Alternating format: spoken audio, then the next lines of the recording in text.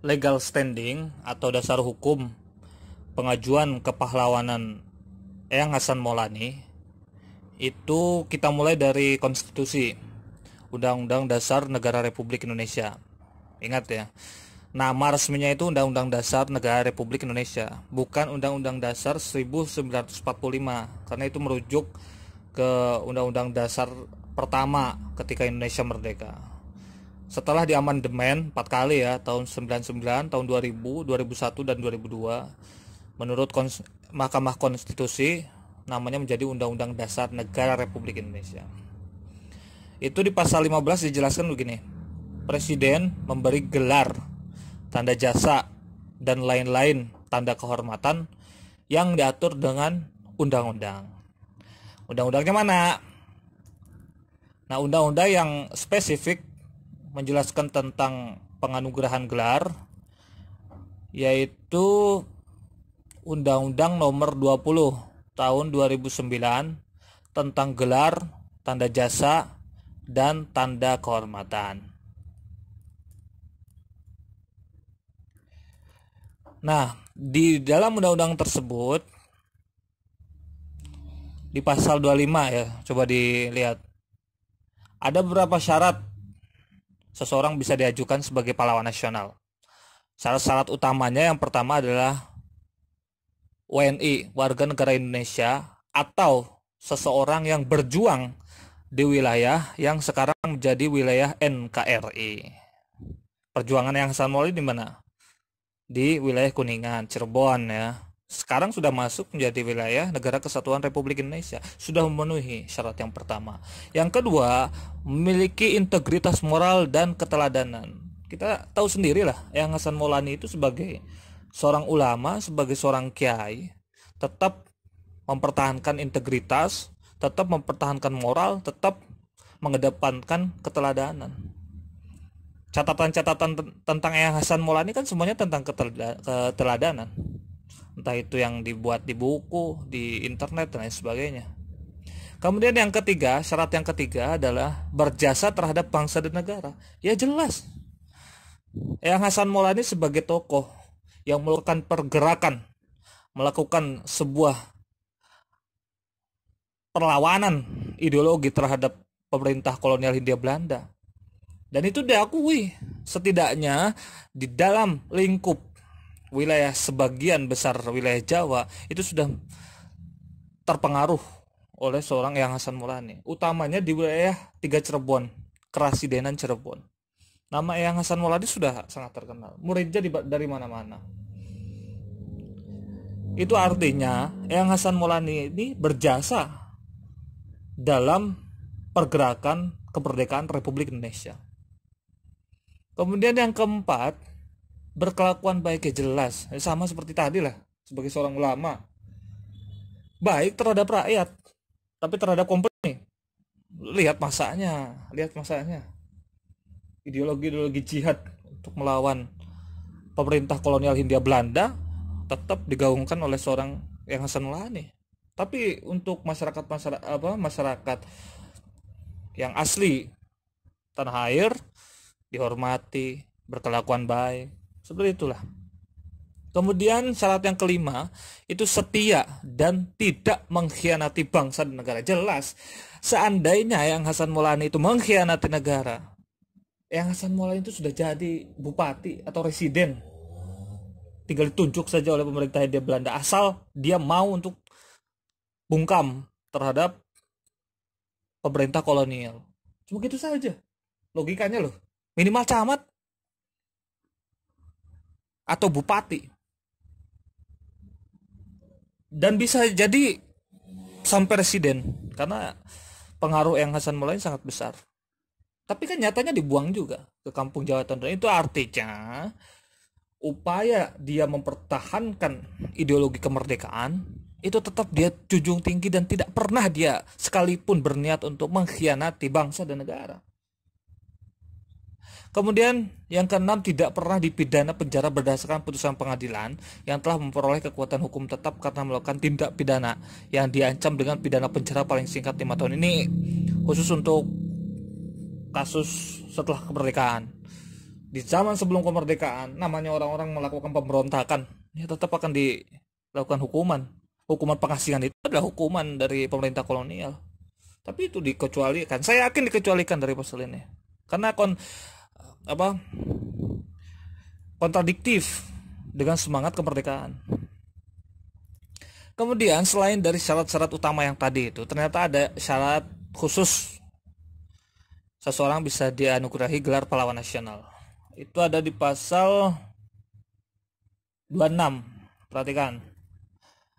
Yang pertama itu pernah memimpin dan melakukan perjuangan bersenjata atau perjuangan politik atau perjuangan dalam bidang lain untuk mencapai, merebut, mempertahankan dan mengisi kemerdekaan serta mewujudkan persatuan dan kesatuan bangsa. Eyang Hasan Maulana masuk dalam pasal ini sebagai seorang pemimpin tarekat, sebagai seorang yang pernah melakukan upaya mengumpulkan santri untuk menyerang pos-pos militer pemerintah Hindia Belanda. Eyang Hasan Maulana sudah masuk dalam kategori syarat yang pertama ini. Kemudian yang kedua, tidak pernah menyerah pada musuh dalam perjuangan. Ya, kalau sudah menyerah, tidak ada. Dalam 14 surat yang dikirimkan Hasan Maulana kepada keluarganya di Lengkong dari kampung Jawa Tondano di Sulawesi Utara, tidak ada satupun kata penyesalan dan tanda menyerah kepada musuh. Nggak ada. Penyesalannya cuma satu. Dia menyesal karena tidak bisa mengajarkan agama kepada anak dan cucu-cucunya. Cuma itu saja, masalah agama. Tapi tidak pernah satu kata pun di dalam surat-surat Eyang Hasan Maulana yang dia menyesal telah melakukan perlawanan terhadap Belanda. Gak ada satupun, coba cari. Itu artinya Eyang Hasan Maulana tidak pernah menyerah pada musuh dalam masa perjuangan. Kemudian yang ketiga, melakukan pengabdian dan perjuangan yang berlangsung hampir sepanjang hidupnya. Eyang Hasan Maulana dari sejak menginjak remaja menjadi tokoh di desa Lengkong, mendirikan pondok pesantren, memiliki santri yang banyak. Konsep perlawanan terhadap Belanda itu tetap dia perjuangkan sampai akhir hayatnya di kampung Jawa Tondano. Kemudian yang selanjutnya, pernah melahirkan gagasan atau pemikiran besar yang dapat menunjang pembangunan bangsa dan negara. Gagasan-gagasan tentang upaya perlawanan terhadap pemerintah kolonial Hindia Belanda dengan konsep jihad yang dalam Islam adalah suatu upaya untuk mencapai sesuatu secara bahasa. Dalam definisi atau terminologi syar'inya itu sebagai, ini beberapa definisi tentang jihad kan banyak, tapi salah satunya adalah melawan musuh-musuh yang melakukan penjajahan. Itu salah satu bentuk dari gagasan dan pemikiran besar yang ada di benak seorang Eyang Hasan Maulana, sehingga beliau berani untuk menantang seorang gubernur jenderal pemerintah kolonial Hindia Belanda. Kemudian yang kelima, pernah menghasilkan karya besar yang bermanfaat bagi kesejahteraan masyarakat. Karya-karya tentang tasawuf, utamanya tarekat Syatria. Karya-karya tentang catatan atau tulisan karangan asli dari Eyang Hasan Maulana tentang beberapa kitab dalam Islam itu terus menjadi pembelajaran bagi sebagian masyarakat di Kabupaten Kuningan, utamanya bagi anak keturunannya. Kemudian yang keenam, memiliki konsistensi jiwa dan semangat kebangsaan yang tinggi. Iyalah, jelaslah melawan pemerintah Hindia Belanda itu tidak dilakukan oleh sembarang orang. Setiap orang di masa pemerintah kolonial tidak semuanya melawan pemerintah kok. Buktinya presiden, bupati, semuanya dari orang-orang kita sebenarnya, bukan dari Belanda. Bupati Kuningan pada saat pemerintah kolonial Hindia Belanda, ya itu orang Kuningan asli. Residen Cirebon, ya itu orang Cirebon. Tapi mereka memilih jalan untuk tunduk terhadap pemerintah kolonial. Eyang Hasan Maulana tidak berada jalan itu. Dia lebih baik diasingkan, lebih baik mati daripada tunduk terhadap pemerintah kolonial. Kemudian yang terakhir, yang ketujuh, melakukan perjuangan yang mempunyai jangkauan luas dan berdampak nasional. Anda tahu sendiri, seorang yang Hasan Maulani memiliki pengaruh hampir melebihi setengah dari Pulau Jawa.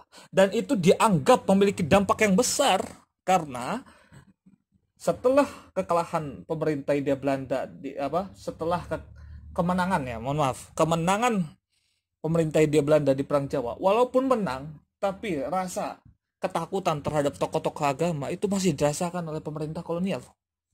Dengan melihat eksistensi seorang Eyang Hasan Maulani menjadi suatu momok yang menakutkan bagi Hindia Belanda. Sampai akhirnya seorang Eyang Hasan Maulani ini diasingkan ke tempat jauh di sana, Kampung Jawa Tondano, bergabung bersama para gerilyawan Perang Jawa yang dipimpin oleh Kiai Mojo. Dari sini saja sebenarnya Eyang Hasan Maulani itu sudah layak dijadikan pahlawan nasional. Namun tentu saja dalam persyaratan formil kita mengajukan ke pemerintah itu kan harus memenuhi syarat-syarat berkas, foto, apa segala macam. Itu yang harus kita persiapkan. Utamanya tentang penelitian ilmiah mengenai Eyang Hasan Maulani, sepak terjangnya coba dikaji lebih jauh lagi. Keterlibatan Eyang Hasan Maulani dalam suatu pemberontakan tertentu, kaji lebih jauh lagi. Itu akan sangat membantu bagi perjuangan Eyang Hasan Maulani dianugerahi sebagai gelar pahlawan.